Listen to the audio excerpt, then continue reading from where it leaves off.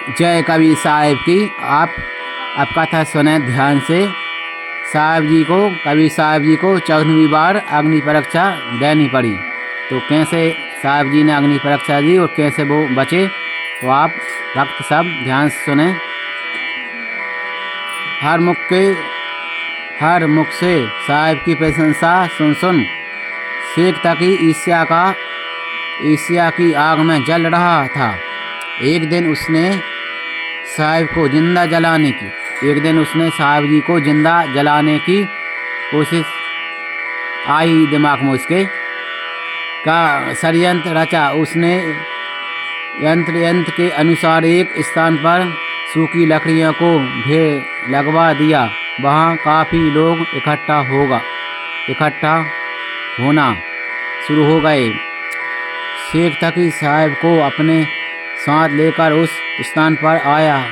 शेख तकी ने साहब को उन लकड़ियों के ढेर के ऊपर बैठने को कहा।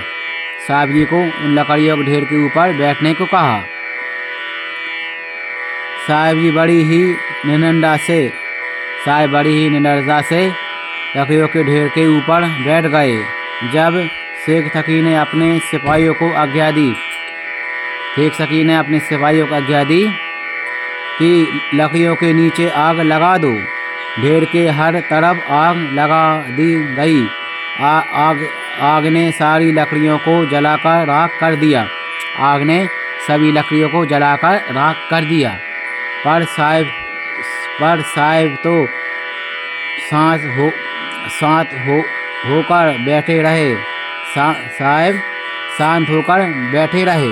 जब धुआं उठने लगा और कुछ दिखाई देना संभव न रहा तो शेख तकी को शंका हुई कि कहीं साहब जादू से राज दरबार में तो नहीं पहुंच गया है। उसने अपने एक सिपाही को वहां भेजा। सिपाही ने आकर सूचना दी कि वे तो बादशाह सिकंदर के दरबार में सत्य भक्ति का उपदेश दे रहे हैं। यह सुनते ही शेख तकी बड़ा क्रोधित हुआ। उसकी ईर्ष्या और बढ़ गई। वो तेजी से राज दरबार में आया।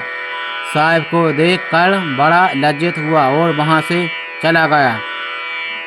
साहब के पीछे कितनी मारने की कोशिश कर रहा है। तो आगे भक्तजन सत्य कथाएं सुनते रहे। बाबनदार साहब जी को कैसे मरवाया, साहब जी कैसे बचे। जिंदा पीर फकीर को जिंदा में दिया बिठाए। हुआ ईसारा धर्म शुरू का दीजे आग लगाए। हुआ ईसारा धर्म गुरु का नीचे आग लगाए। आग की लपट उठ रही देखे सारा जहां। आग की लपट उठ रही है, देख रहा है सारा जहां। साहब ज्ञानी पुरुष को आग ना सकी जलाए। साहब ज्ञानी पुरुष को आग ना ही सकी जलाए। जो स्वयं भगवान का अंश है उसे कौन, वो तो साहब भक्तों के लाने उनने जन्म लिया। कबीर जी ने भक्ति फैलाने के लाने कैसे भक्त मनुष्य अज्ञान में पड़े हैं, कैसे भक्ति। तो सभी भक्त आप आगे कथाएं सुनते रहे। 15 भाग आप कल के वीडियो में सुनेंगे कैसे साहब जी को हर बार कैसे अग्नि परीक्षा देनी पड़ती है। शेख तकी बहुत पीछे पड़ा है साहब जी को। बार साहब जी बच जाते हैं। अज्ञान का मारा है वो बेचारा। जय कबीर साहब।